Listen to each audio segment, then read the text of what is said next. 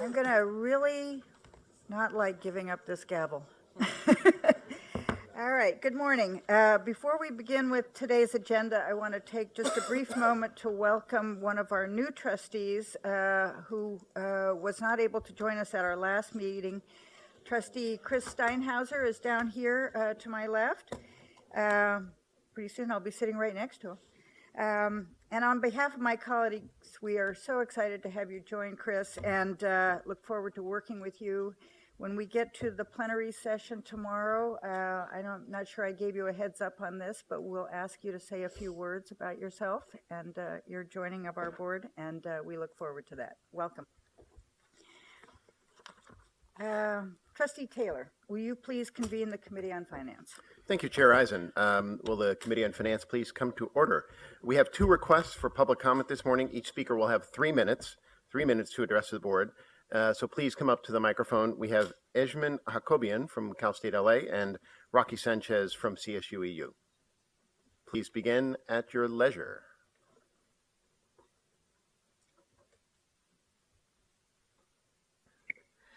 Good morning, Chancellor White, Board of Trustees, Presidents, and brothers and sisters. I was going back thinking about the last Board of Trustees meeting in which it was stated that if funding wasn't received from the state, that a reevaluation of staffing would have to be made, which really bothered me. So I have to suggest that you need to reevaluate the number of managers that you all have been hiring, especially after the state audit has come out, stating that the growth of managers has outweighed or outpaced the growth of staffing. Staff who actually work with the students, who work with the faculty, and of course work with managers. We're the ones that create the environment for students to succeed and to meet your expectations for the graduation initiative. So if you really do want to save money and have money to get these students through, I strongly urge you to look at the growth of your managers and also how you like to hire on the campuses former managers, but hire them as consultants. That's a huge amount of money when you have so many current managers already hired. So I really suggest that you stop playing around, dealing with staff, looking at staff or reevaluating them, what we're doing. I strongly urge you to look at the number of managers that you have on hand already. Thank you. Thank you, Ms. Sanchez. Mr. Hakobian. Hello, greetings. Today I'm here to share my personal opinion. I understand that you guys are not going to be raising the tuition fees this year. Perhaps it would jeopardize the election of a particular candidate, or perhaps not. But let me make a prediction. After the election, the talks for increasing the tuitions are going to continue. Perhaps the same top donors will be appointed as Board of Trustee members, and the same people will run the CSU. And the same graduation rates will continue.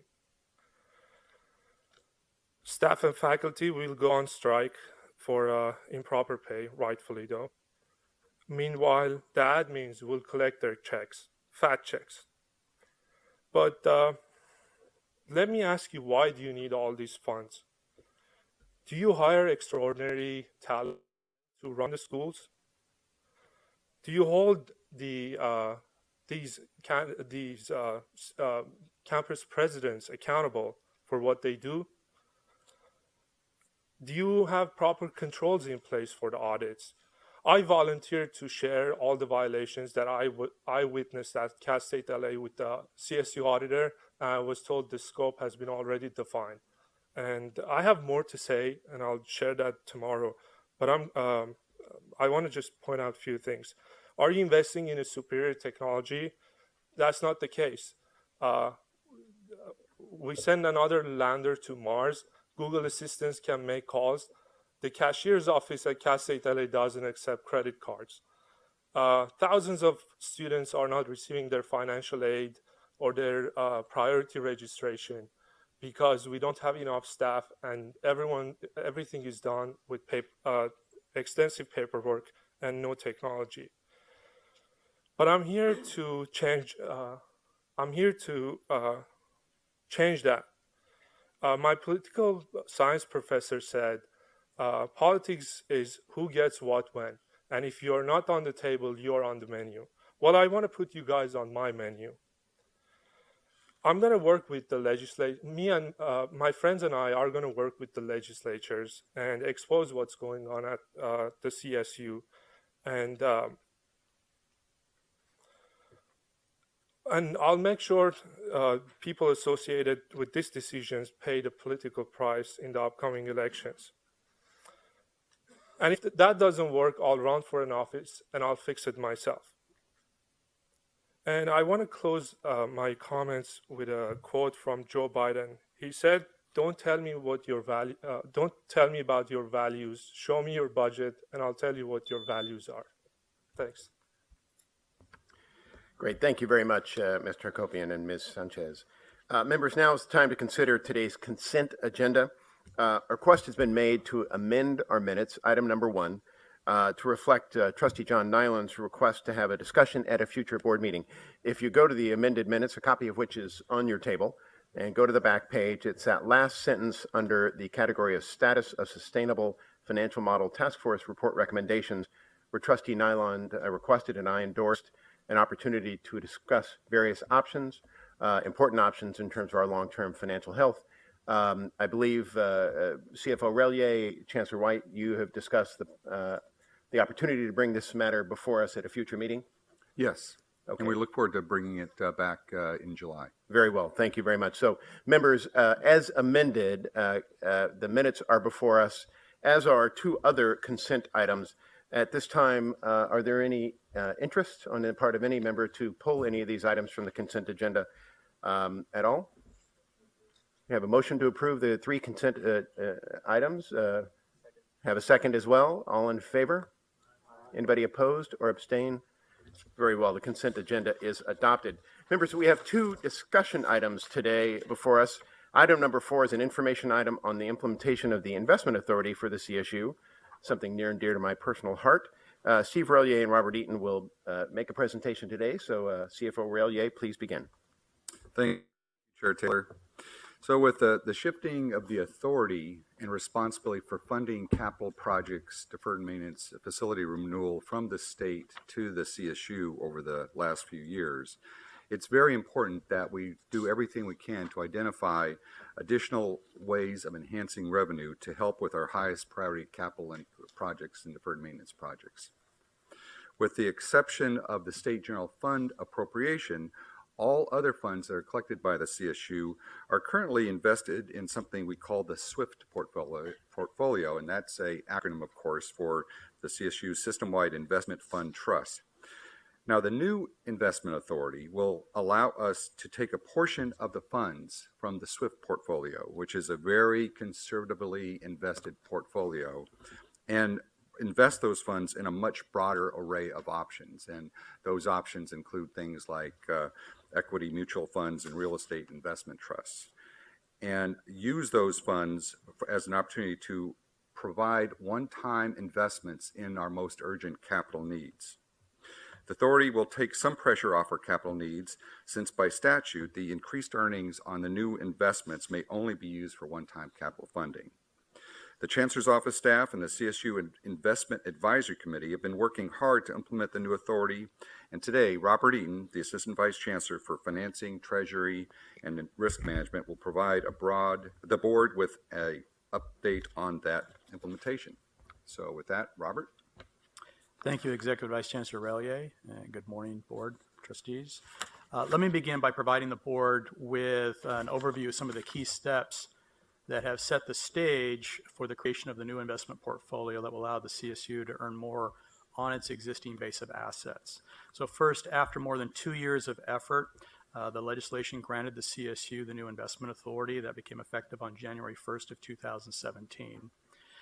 Next, in September of 2017, as required by the legislation, the Board of Trustees established the CSU Investment Advisory Committee.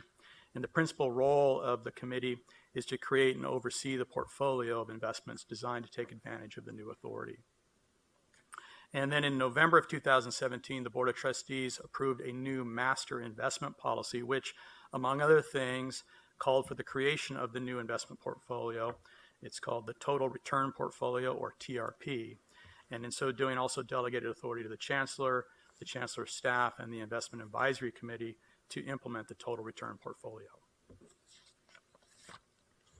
Since late 2017, the Investment Advisory Committee and staff have completed a significant amount of work in creating the Total Return Portfolio. In December of 2017, an RFP process was conducted to select an investment advisory firm. Several members of the Investment Advisory Committee served as members of the panel that interviewed finalists, and after careful consideration of the finalists, Makita Investment Group was selected as the CSU's investment advisor. Makita was founded in 1978, works with over 160 clients, and manages or advises on $590 billion in assets. The Investment Advisory Committee has also met several times and has taken the following actions. They have created and approved a charter governing their operation, their organization, as well as they've approved a high-level investment belief statement summarizing the total portfolio returns, total portfolio's guiding investment principles. They've also approved an investment policy for the total return portfolio, creating the framework for the investment of the portfolio funds. This includes such key elements as investment objectives, investment horizon, risk tolerance, asset allocation, manager selection, and portfolio monitoring. They've selected a roster of initial investment managers, and they've also approved a schedule for portfolio investments with the goal of increasing the total return portfolio up to its statutory limit of $600 million in the first half of 2019. The Investment Advisory Committee has taken a conservative approach and will be making regular incremental investments over time, over the next year, in order to mitigate any portfolio volatility during that time. After June of 2019, the total return portfolio can be increased to as much as 30% of CSU investments, which again is consistent with the statute. As the first step in the funding schedule, an initial investment of $33.5 million was made on March 29th of this year. The purpose of that initial investment principally was to ensure that key operational and reporting systems are functioning properly, and thus far they are all functioning well. The statute also requires quarterly reports to the Board of Trustees and an annual report to the legislature. So the first report will be presented to the board at its November 2018 meeting, and that will be the annual report for the year ended June 30th of 2018. And at that time, that annual report to the board will also be in the form of an action item, which the board will be asked to approve that as the submission to the legislature consistent with state law. Trustee Taylor, that concludes the presentation, and we're happy to address any questions. Thank you very much, Mr. Eaton. Members, I think many of you have shared frustration over the years at our inability to invest money in a 20th century manner. And I specifically say 20th century because we're not quite yet given authority to invest in a 21st century approach. But I was surprised when I got here to realize that legislatively, legally, we couldn't do so. And so getting this legislation is a very big deal for us and will allow us to make smarter moves, thoughtful, conservative moves, but allow us to put extra money in the bank for a very important pressing capital program, including deferred maintenance. And if you look at pages 2 and 3 of the write-up, I think you will see a tremendous amount of work taking place by the team. I would call out Scott and Ron in the back there. Wave your hands, guys, enthusiastically. Very good. Because they've really got us set up, and we're going to be in a great position, I think, in the coming years to drive extra unrestricted revenue into our coffers to pay for our important capital programs. So great work, Robert, Steve, and the entire team. Members, any questions on where we are in terms of our newfound investment authority? Trustee Nyland and Trustee Day. Thank you, Trustee Taylor. I just wanted to ask the staff to have to consider making an amendment to the bylaws related to the establishment of the Investment Advisory Committee. I think it now states that the director of, or the chair of the finance division will automatically be a member of that committee. I would suggest that the amendment include the chair and/or designee. That way we can have consistency through the process and make sure that we continue to do things smarter. So I would ask that there be a consideration being brought forward in July to make that happen. Thank you. Thank you very much, Vice Chair Nylon. Steve will work through details on that for July. Yeah, and I Trustee Nylon, I think it's an excellent suggestion, so thank you very much. That makes a lot of sense. Thanks. Yeah. As presently constituted by legislation, the majority of that Investment Advisory Committee are actually outside members. So we polled our various campuses, asked for members of foundation boards or alumni who had investment background, and we've got a terrific committee. They come prepared, they come engaged. They've really done great work, and they're paid that whopping salary that all of us get too. So they're really deeply committed to this institution. Trustee Day. I was just going to congratulate you and Steve and your staff on a tremendous amount of work in a short period of time. I think Trustee Taylor, you were correct. We should thank Governor and Legislature for passing this legislation, desperately needed. Just two quick questions. What is the risk level of investments? Kind of what's that strategy, and then or return on investment that's driving those investments? And then second, if you mentioned the $600 million cap, can you just refresh the board? Is there a dollar limit? Does it change year over year? Is it either dollars or percentages of the funds that we have in our budget? I just don't recall what those details were. Right. Let me address your second question first.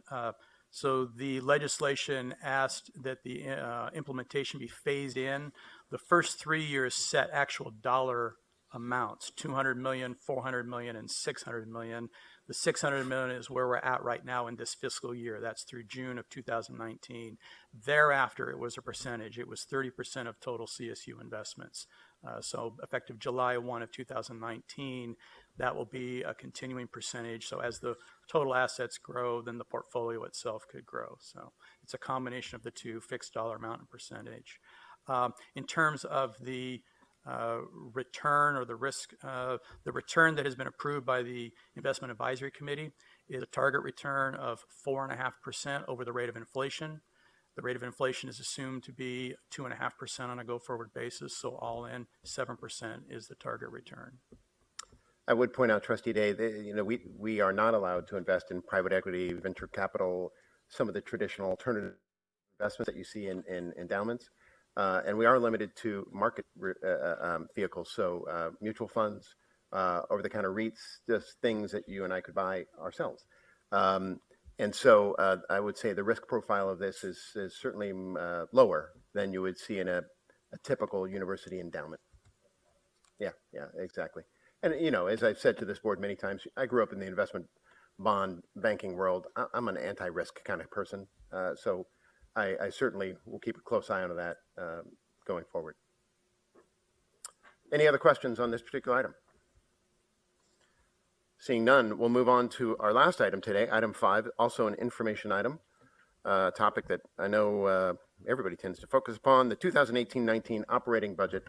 I'll turn things over to Steve Relier and Ryan Storm to lead this discussion. CFO Relier. Thank you, Trustee Taylor. Okay, so we're in the home stretch of the budget cycle. And approximately in about 2 or 3 weeks, we'll know how much funding the state will provide the California State University for the 2018-19 year. And as you know, the governor did not change the amount of recurring funding proposed for the CSU in the May revised budget that came out last Friday. And as a result, the legislature will have to make our budget requests their priority this month, because if there is no increase above the governor's proposal, we'd have to reduce budgets that would negatively affect our students and undermine the graduation initiative.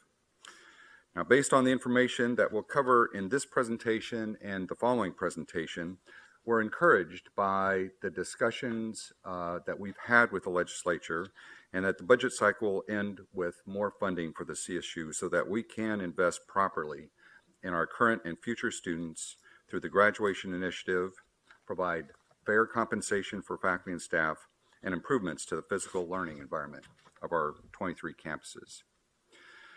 But we can't take anything for granted. To use a car metaphor, I think it's time to put the pedal to the metal. I think all of us feel that this is the time in these last few weeks to continue and talk to everyone about the compelling story of the California State University. We all know that an investment by the state of California in the Cal State system is the best possible that the state can make in California's future. And we really can't let up, even though there's been some good news in the budget, and Ryan will talk about that. It's essential that all of us work very, very hard to fight for the CSU in these next few weeks. So with that, I'm going to turn it over to Storm. Ryan? So on the screen is an outline for today's update on the 18-19 budget. So first, we'll provide a recap of the governor's latest budget proposal.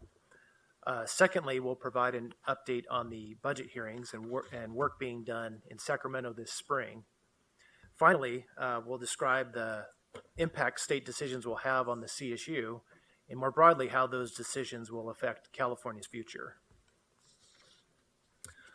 So on Friday, the governor released his May revision, which is an update on state revenue estimates and necessary and desired changes in state program funding for the quickly approaching 18-19 fiscal year. We confirmed Friday that the state revenue picture has exceeded January expectations by nearly $9 billion. Most of those new resources are for a variety of state program caseload and cost increases. Now, there are a few new investments, and one of them is in infrastructure. As you will recall, the CSU budget plan included a request for one-time funding to help with our deferred maintenance backlog. The governor's administration is concerned about the state's deferred maintenance liabilities and understands the CSU's needs in this area. We are, therefore, grateful that the May revision dedicated $100 million of one-time funding to help the university address some of our large backlog of deferred maintenance. You will also recall from our January meeting that the governor's budget proposal included a $92 million increase, recurring increase for the CSU. We also confirmed Friday that the governor did not propose any changes to the $92 million increase for the CSU. As a result, a budget gap of $171 million remains between the CSU budget plan and the most current state budget proposal. Not only is there a significant gap between the two, but it is $61 million short of our obligatory compensation and mandatory cost increases. So this is not the end of the budget cycle. Instead, we have entered the most crucial phase. In fact, we anticipated a result like this from the governor this May, and that is why our advocacy strategy remains focused on the state legislature for the next month. So for half a year, the Advocacy and State Relations Office, my office, and hundreds of other students, staff, faculty, and administrators have been heavily engaged in advocacy with individual members of the state legislature and their staff. The entire university community has rallied to advocate for adequate funding to maintain the tremendous progress of Graduation Initiative 2025, to ensure authentic access, and to provide fair compensation for our employees. Because of those efforts, I have some encouraging news to report from the state legislature. So here are two examples. First, senators and assembly members of the budget committees demonstrated that they have a very good grasp of the trustees' request and the consequences if it is not fully funded. That is significant. There is a keen grasp and awareness of the CSU budget needs.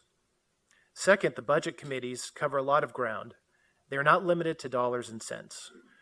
These committees have spent a considerable amount of time discussing policies such as graduation rates, authentic access for more students, and new policies on developmental education, redirection, and local admission priority.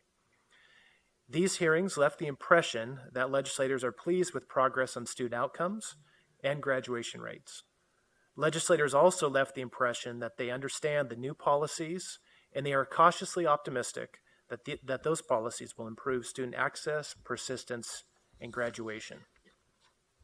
And now more broadly than just the budget committees, many assembly members and senators have expressed serious support for the CSU budget request. Many have expressed those sentiments in budget hearings, and others have shared that CSU budget request has has become a very high priority. As an example, the Speaker of the Assembly and trustee, Anthony Rendon, made it clear in his Friday statement on the May revision that the CSU has made the case for more funding and the state must address those needs in the final budget. Now, Assistant Vice Chancellor Kathleen Chavira will provide a more detailed budget advocacy update in just a few minutes. Now, our strategic budget advocacy efforts will intensify over the next month as we approach early June, when the legislature and governor will make the final decisions on our budget. Between now and then, several key state budget steps remain. The very next step is in the Senate and Assembly taking their separate budget actions that will reflect their respective budget priorities. In fact, it's anticipated that the Senate will make their decisions as early as tomorrow on our budget plan.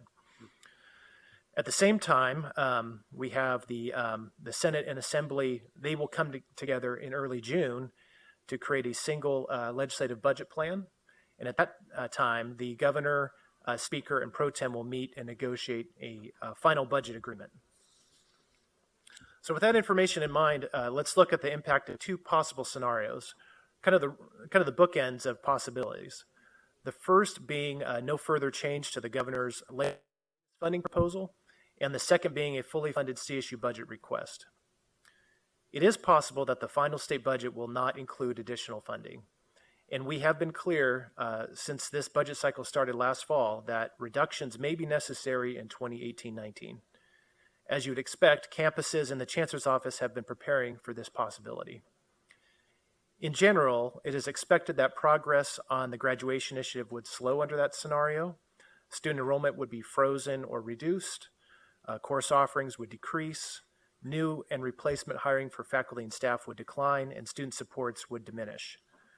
Also, if budget reductions were to occur, we would learn of the state's final decisions just prior to the beginning of the academic year. In this scenario, the consequences would begin in 2018-19 and likely ripple into the following year and perhaps longer. With those concerns stated, however, we're far more encouraged by the prospect of a fully funded request. This scenario would certainly move California in the right direction.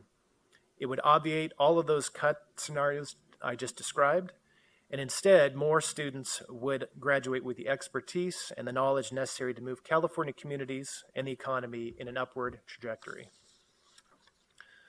In July, we will have a clearer budget picture, and basically the budget story will have settled by then, and we will be able to share more information with you. In the meantime, while the state has not made final decisions, we will continue to employ advocacy strategies that we anticipate will positively influence the decisions of the legislature as well as the governor. And Steve has some concluding remarks. Thank you, Ryan.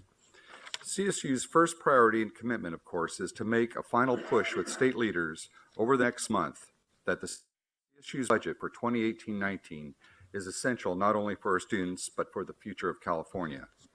The CSU is a proven engine of upward mobility for our students and for the economic strength of California, and its impact in that regard has been the subject of national attention and has made the CSU a model across the country. There simply is no better or more cost-effective way of ensuring a strong California than a modest investment in the university, because our students' success is in fact our state's success. However, at the end, if full funding of the trustees' budget is not achieved, there will be negative consequences, as Ryan outlined. Without additional funding, the goals and timelines of the graduation initiative will be impacted. There's no doubt about it. If the CSU is to maintain academic excellence and remain one of the most affordable higher education institutions in the country, then the university, the legislature, and the governor need to reach a common understanding that a fully funded CSU will enable ambitious but necessary student success goals to be achieved. As Ryan said, we are optimistic that our collective advocacy efforts will make a significant impact for the 2018-19 budget. The process is not over. We are relying on you and the entire university community to be champions of the CSU and repeat our message across the state with the legislature and with the governor over the next few weeks. Thank you very much, and Ryan and I are available to take questions. Great, thank you very much. I had one clarifying question on your first slide, Ryan. You referenced a $9 billion figure. is that the size of the state's surplus? Is that above and beyond what the original estimates were? Well, it's definitely above and beyond the estimates that were provided in January. And so what that is a comparison between revenue estimates in January versus in May. And it covers 3 fiscal years effectively. So it's effectively covering the prior year, the current year anticipated, then what they're forecasting for the out years. Now that's the revenue number. But in terms of how that money is spread, I would characterize it as about $1.5 billion of that has been set aside in reserve. The balance of it has gone towards more of caseload population increases, and a very small sliver of that is for new one-time increase. Actually, I shouldn't say a small sliver, because there's quite a bit of it that is going to one-time money. But the bottom line is that the governor has planned, so to speak, for all that funding to be allocated. Now it goes back into the arena of the legislature to decide whether they concur or not. Does the additional $100 million for our deferred maintenance needs come from that? Yes. Okay. Yes. Terrific.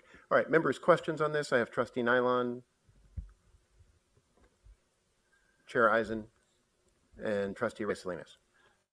Thank you, Trustee Taylor, and I just want to thank Steve Relia and Garrett Ashley. I and have been a vocal proponent for doing greater advocacy work, and I just want to thank you for listening to the Board of Trustees and moving in a great direction. I just thought the idea of having us work very closely with our student association, our faculty association, our employee associations, and have a single voice was instrumental in moving the needle to the degree it's been moved. So I want to thank you for all that. That was well done. I would suggest, though, that there's a problem with one of your slides that says, if fully funded, California moves forward. That's true. But if fully funded, we're only in really year one of a 3-year strategy to find funding for the rest of our employee contract increases. And so I would just suggest that, and I'm sure it's implied, that we need to, again, redouble our efforts at advocacy, find new ways to communicate, ways to be meaningful to all the legislature and to the new governor. But again, thank you very much for your hard work. Great. Chair Eisen. Well, I definitely second everything that Trustee Nylon just said. I think we've done amazing work together. I emphasize the together part there. Last year around this time when we were trying to get the graduation initiative off the ground and really give it the kind of momentum it needed to make a difference, we voted for a tuition increase. There was all kinds of discussion about that and a lot of angst. We had student speakers right up until our last meeting exhorting us to not consider a tuition increase again this year. We were told when we did raise tuition a year ago that we were not putting the burden on the legislature the way we should. I think we were referred to as sheep for not doing that. I do not regret at all our decision, because I do think it gave that graduation initiative the momentum it needed. But I also applaud our decision this year to focus our energies on the legislature. And I don't know about all of you, but I have had dozens of parents call me in the last month saying, my son, my daughter, I've paid my taxes. They did the work that they needed to do in high school to get into what has been an unassailably gorgeous state university system, and they were not accepted.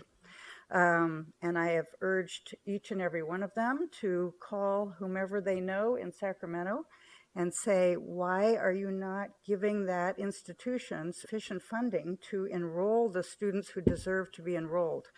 So I think we just have to keep saying what we've been saying and say it louder and say it more often and keep our fingers crossed.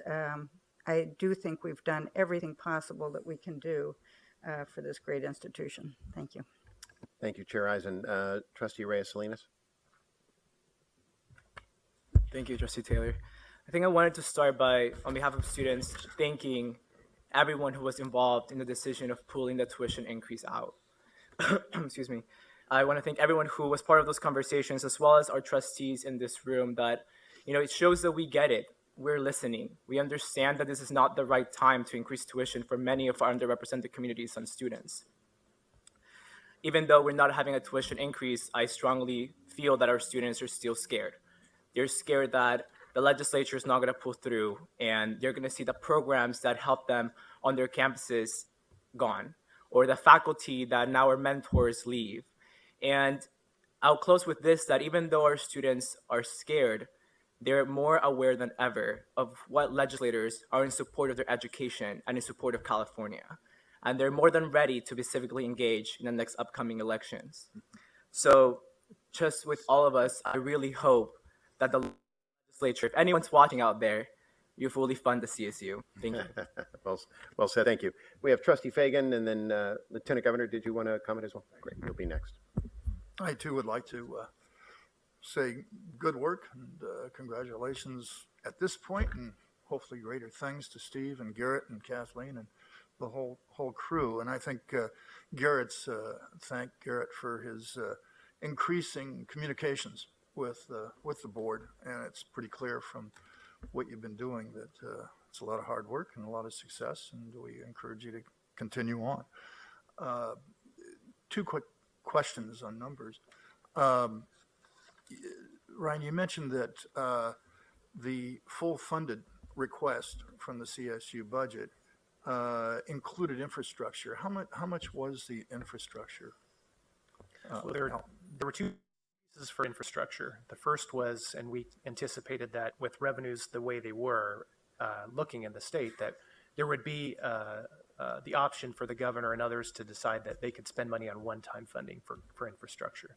So part of the budget request was for one-time money for infrastructure.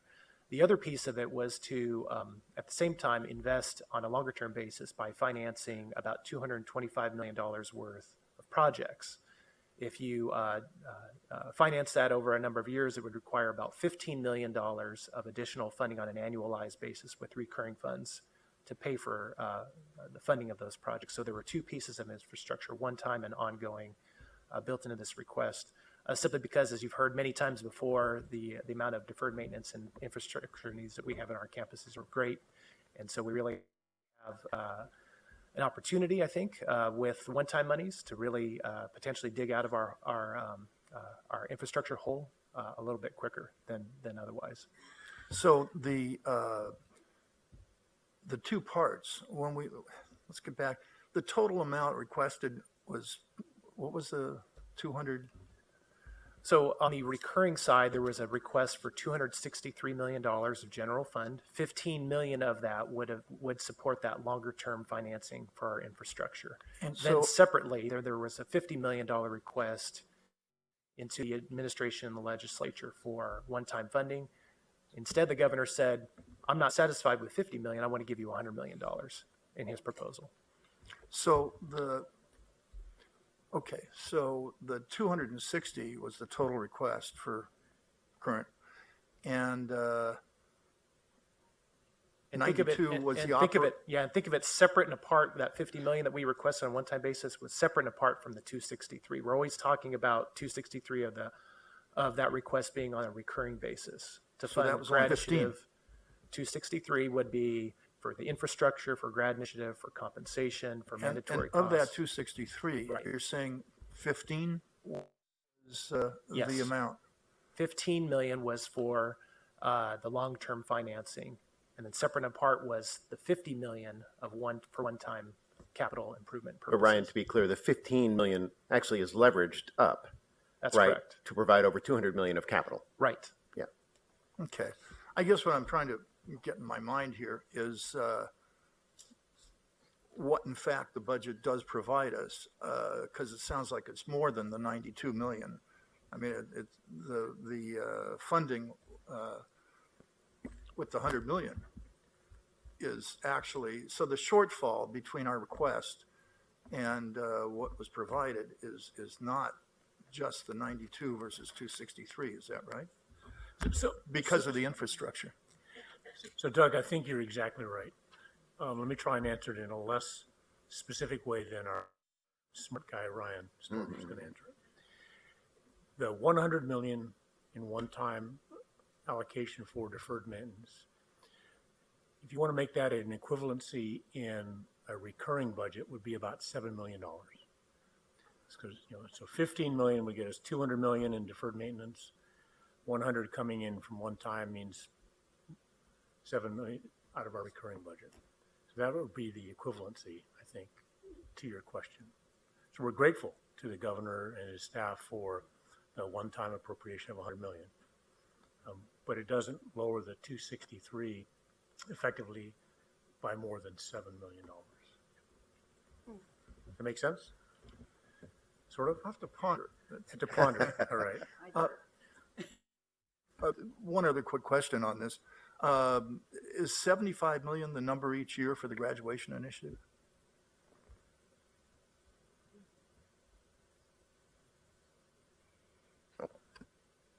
There we go. Okay. Yeah, what we have planned for the grad initiative is 75 million more per year over a 6-year period. So in the current year, we've already dedicated $75 million, as Chair Eisen mentioned, for the grad initiative. Your request going forward to the legislature and including this year would be the second year, and then we would continue to invest 75 million more going forward for a total of 6 years. So budgets are all about choices. So in looking at the 92 that we got, that's pretty much, you're saying that we're going to have to cut back on the graduation initiative by some amount, i.e. on that 75 million. Do you have a guesstimate about what you're looking at and how that specifically would affect the graduation initiative? I think at this point, I hesitate in giving you a clear answer at this point. I think it makes sense to talk about that more in July. I think right now we're still in that phase of not knowing exactly where the state is going to land in terms of the budget, right? We have a governor's proposal out there in front of us, but you still have the Senate and Assembly that need to act on that. They still need to meet and figure out what their final plan is.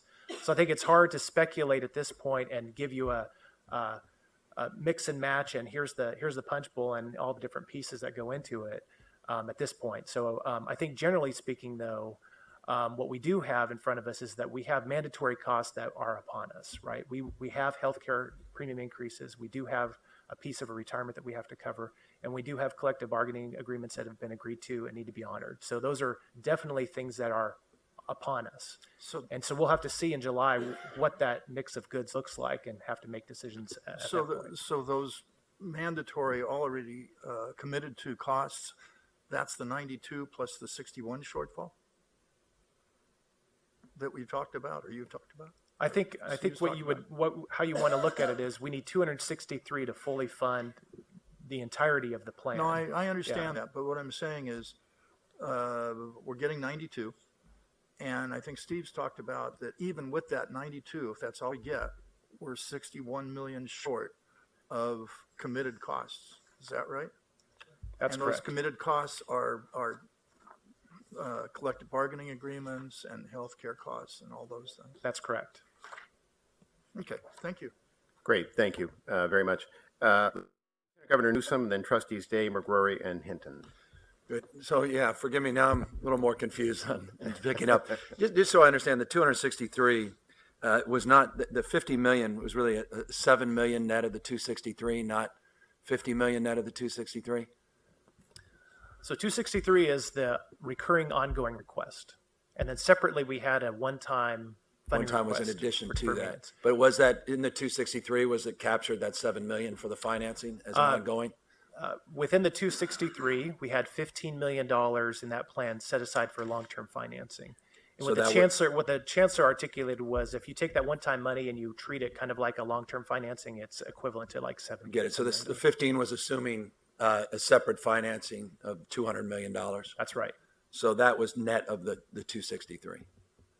The 15, I guess what I'm trying to figure out, what is exactly what we're asking the legislature for? Are we asking for 171 million? We're still asking for Are we asking for 171. 15 million less than that? We're still asking for 171 million. And that's consistent with all right, so net, all the dust settling on that conversation we just had. All right, I'm going to go back to my old notes, but I trust, but I will verify. That said, I want to just in the spirit of some of the previous comments, thank this body for doing the right thing and for stepping up and pushing back against the legislature. I did say that we were excellent sheep last year, not just sheep. I know it should, because of the predictability.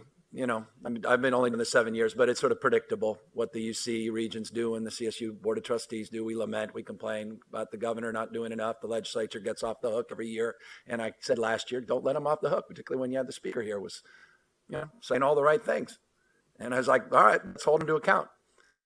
But we did, and I respectfully had a different point of view, but boy, I appreciated the debate. And this year we didn't, and that's a good thing. So now we need to hold them accountable. And I think if they're not, in terms of the budgetary requests, then we've got a new game plan. And I appreciate the spirit of that was reflected in a number of comments, including public comment. And you also did the right thing for another reason, and that is the UC regions would not have done what they did had it not been for you. So I want to thank you on behalf of the UC body as well. And so we're in a much better and different place. And I'll tell you, you know, it's interesting, just an interesting fact and aside that the surplus, plus or minus, and by the way, 8.8 billion, is it 10.8? There are interesting conversations going on, is larger or is within a margin of error of the budget that Governor Brown introduced in his first term as governor.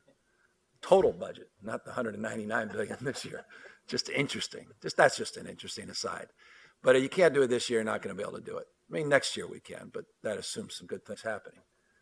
I say that a little more confidently, perhaps, than some of the others around this table, that I'm not worried about next year. You shouldn't be. You should be worried about it. I'm a little less worried about it. But this year we got to hold these guys accountable, and the legislature needs to step up. And so I just want to thank everybody for doing the right thing. Let's hope we're rewarded for it. And that requires the kind of vigilance we've advanced, and I think we can achieve. I'm not sure we'll get every dollar, but we're going to, I think, march very close to this goal. And I just, again, I want to compliment everybody for staying the course, difficult as I know it has been, to test this new theory and hold these guys to account. Thank you, Lieutenant Governor. Trustees Day, McGrory, and then Hinton. I would concur with the comments of our Lieutenant Governor in all respects. A quick question on the 100 million one time, just to like to understand that better. Assuming we get it and setting aside the ongoing support that we need and have asked for, how does the 100 million, I know we asked for 50, let's say we get 100, how does that impact our existing capital improvement program that we've discussed at many meetings? And if we do get the money, do we already have a list created? What happens to the other projects that are on that list? Do they bump up somehow since more money's been found? And to, I think, another comment, and the chairwoman is asking this question as well, is there a way to take that one-time funds, put it into Trustee Taylor's new account and the Investment Advisory Committee, and somehow spend that interest for a unique bond issue, perhaps for certain high priority capital projects? I'm just trying to think outside the box. What flexibility do we have if everything comes to fruition as we hope that it does with that one-time allocation? Trustee Day, I'll start and then ask Ryan to fill in the blanks, or Robert Eaton to fill in the blanks.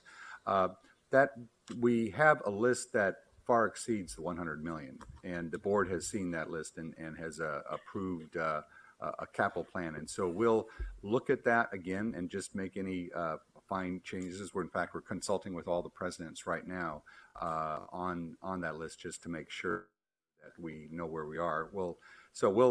Fortunate, I guess it's fortunate, but also unfortunate that our needs for capital renewal and deferred maintenance is many multiples of 100 million, and we have those projects listed, and it will, the 100 million is a lot of money, and I don't want to in any way imply that it's not. It does, though. It is just it will give us some progress on addressing some of the most urgent needs we have. Many of the trustees have visited our campuses, and you're keenly aware of urgent infrastructure issues, utility issues, classroom issues, library issues, and so this will allow us to get a little bit further down the list than if we only got the 50 million one-time funds. But just to restate, I think what Ryan said earlier, we still do want that ability to, if we are fully funded and get the additional 171, it does include the 15 million that we can leverage, as Trustee Taylor said, into over $200 million worth of projects. So that 200 million plus the 100 million pay-as-you-go money would make a much bigger impact on our top needs. Now, the other question, Steve, if I could just interrupt you, yes. put a final number. I think in very ballpark, we have about a little over $2 billion with a B dollars in deferred maintenance of the top tier Right. issues. Right. And people wonder, well, gosh, you keep investing 100 million here, 100 million there. Why doesn't that number go down? Well, it's because we have a whole bunch of old buildings that the next one's coming online with the same issues than the one we just fixed, right? Right. So it's been hovering around 2 billion and holding even since the recession. During the recession, it actually got larger, Yeah. but it's a big number. Yeah, it is a very big number. Your other question, Trustee Day, had to do with using a portion of those funds for the investment authority. I'm going to turn to Robert Eaton, but my belief is that we're restricted from doing that because it's a state appropriation. That's correct. There's really two considerations. One is with respect to the Investment Advisory Committee, the new authorities, that concerns monies that the CSU brings into its coffers that we collect. The 100 million would still continue to be state appropriation and would reside in Sacramento in the state treasurer and the state controller's control. So it's not money that we can pull out and invest. And then secondarily, the statute governing the new investment authority stipulated that we cannot use the investment earnings for kind of ongoing or repetitive. It's for one-time capital needs. And that was a concern that we didn't want to obligate ourselves with fixed expenditures and then be caught short in case of volatility on the investment. So it's for one-time money only. We can't issue debt against that stream of earnings. Very well. Thank you. Trustee McGrory and then Trustee Hinton. Thank you. Inside the 171 million we're asking for in addition to the 92, how much of that is for enrollment increase? So enrollment, it would be for a 1% increase from student enrollment. That's about 3,600 full-time equivalent students, or about 4,200 headcount. That's about a $40 million investment. $40 million? $40 million. I get the other part of the problem here, I think, for us is that if the legislature, and from the discussions we've had, sounds to me as if there was a legislative consensus that we should be giving these pay increases, the pay increase of 3% and then 2 more years of 3%, in a year when this is kind of an unprecedented May revised surplus number. If they aren't going to live up to to fund the mandatory pay package, which is another $61 million, what's going to happen in year 2 and year 3 of this the collective bargaining agreement? This just rolls up, and you're not going to see, I don't think we'll see another year when they're saying there's a 9 or 10 billion May revised. It's just unprecedented in history. So we can't get at least the 61 million. We are really in trouble in future years. And I think that argument has to really be made strongly to the legislature. They encouraged this package. We did what they encouraged us to do. They need to fund it. I mean, you can't expect for the next 3 years we're going to have to cut our way out of the salary increases that we're given. And I guess there's just it seems to be a disconnect in the process where we get encouraged to make these pay increases, and then the funding isn't provided by the legislature, particularly in such a great year. What is the process for implementing the cuts? Is that a discussion that happens at our July meeting? If cuts have to be made?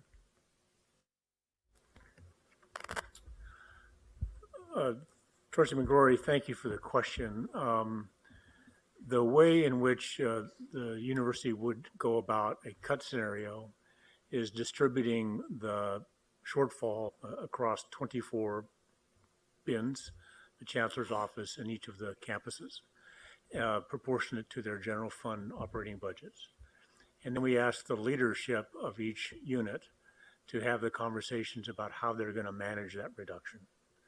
So some places may have the ability to cash manage and or redirect. Others that may have a smaller budget or are closer with a smaller reserve may have to do something else. But we want to be clear on the goal. We ask our presidents to manage to a number, but then we leave it to their discretion and their process, engaging their faculty, staff, students, and budget committees to get there. But in part one of the options that I saw listed in terms of cuts was reducing enrollment. So what do? Do we go, the presidents have to go back into the pool of people who have been accepted for September? Well, I think a little bit lost, and I'll reiterate one of the points that Ryan made, is that, when we're in a budget cycle that comes to closure in June, admission decisions for fall of 18 have already been made. We are 6 months asynchronous with the budget process, with the academic admissions process. So no, we will never rescind an offer to a student for the fall. Some campuses, depending on their circumstance, may normally admit some or many students in the winter term. That would probably stop. But the real impact of a budget reduction of this magnitude is like throwing a stone into a calm pond, and it ripples out over time. And so let's have no illusions. There's not going to be a square wave negative impact starting in September. But by the time we get to the end of the 18, 19, 19, 20 years, we will see that impact. And to your point, the fact that there are additional mandatory increases coming our way in the out years of our labor contracts, coupled with who knows what with respect to health insurance responsibilities and pension responsibilities, is this recurring cost increase is going up much faster than the rate of inflation. And we need to, make certain that the state of California take the taxpayers' money, Californians' money, and decide where to spend it. It needs to spend it on some things that really matter for California's future. Well said. Thank you. Trustee Hinton. Thank you. I first just want to echo what a lot of others have already said. Thank you for the decision to not move forward with the tuition increase. I think that really reflects the CSU's mission. So thank you, Chancellor and the staff and everyone else who had leadership role in that decision. I think that a lot of the work that is done sometimes goes unnoticed, and these can be thankless positions. So thank you. Trustee McRory pretty much asked the question I was looking for, but just so that I have a full understanding, what will the discussion in July look like? It seems like if we're having a discussion about cuts, it happens on the campus level, but what does that mean for this board and our budget priorities? It seems like we're kind of locked into our mandatory costs, but if we don't receive the full funding that we need, what does that look like as a discussion here at this level? Great. I'm going to turn to CFO Rellier to outline our process for Plan B. So in July, we'll of course have information that we don't have today. What is the state going to provide the CSU for the 2018-19 fiscal year? So that will shape, how we have the discussion in July. I think so. We'll do two things. One, we'll do a recap of where we landed with the budget. It's hopefully the discussion will be, thank goodness we didn't have to deal with a $61 million cut. Or it could be that there is some level of cut. I think, as a lot of folks have said, we have pretty good confidence, guarded confidence that there'll be some plus up of the CSU budget. But we'll go over that in July. I think what Trustee Nylon's larger point is that we also have to start talking about the future. How do we better prepare CSU for a time when the partnership with the state may not provide the funds necessary just to run the institution at an adequate level? And I think that will be part of our discussion in July as well, is beyond just how our campus is going to handle potentially a cut or not handle a cut. We don't know that. But I think Trustee Nylon's point is, we put a lot of work into this Sustainable Financial Task Force, and we had about 19 key recommendations come out of that. Some of those recommendations we've made a lot of progress on, some not so much. And in the meantime, this small work group of this board that took a look at that said, well, in addition to those 19, well, there's a few other things we should start thinking about. And so we may talk about those things as well. If I could just I'm get sorry, a there's one other bit more piece, clarification. Trustee Hinton, to add to the answer from Executive Vice Chancellor Relier, is that just for clarity, is that the board has delegated authority to the chancellor that when the board approves their ask in November, and then whatever the final budget is in June, if there's a delta between the two, the board has authorized the chancellor to decide how we actually meet them the resources. So in July, we will not be coming to the Board of Trustees saying, what do you think about X, Y, or Z? But rather it'll be a information item as to what the decisions were. And again, it's very important that we empower the presidents who drive their institutions to make the decisions for their campuses to work within whatever their budget appropriation happens to be. And so I just wanted to be clear that we're not sort of coming back and having a wide discussion of should we be cutting X or Y or Z, but those decisions will be made as soon as the budget is announced in June. The campuses need those 4 or 5 weeks between when the budget is known and when we actually meet again in July to start implementing whatever the budget will support or not support. That answers my question much better. Thank you. If I could just have one more clarification, though. The slide that said the impact if we're not fully funded, is that reflective of the values or order of what will be funded since the board is not having that discussion, but the chancellor makes that decision? I think the list of items was not a comprehensive list, nor was it a prioritization. It was just a discussion of what are some of the possibilities that all of the campuses will have to consider when and if that scenario were to play out. Trustee Sebelius, and then Trustee Kimball. Thank you. I'm very disturbed by this whole discussion and by the way we are forced to interact with our legislators and the governor's office. We have a strong economy this year and we have a budget surplus. And here we sit and we are fighting, we're struggling to make ends meet. Now, this is a discussion scenario in crisis years. What about progress? What about growth? What about innovation that we desperately need on 23 campuses? What about new technology, refreshing the technology we have? What about venturing ahead? I come from San Jose State and Silicon Valley. It's clear to every company that if you remain stagnant, you fall behind. We are remaining stagnant. We have the graduation initiative, which is laudable, and it is making progress. But this is one small initiative in a year when the state has a budget surplus. When, if not now? The governor is right in one respect. He's right when he says bad years will come. What will our discussion be then? If we don't grow now when we can?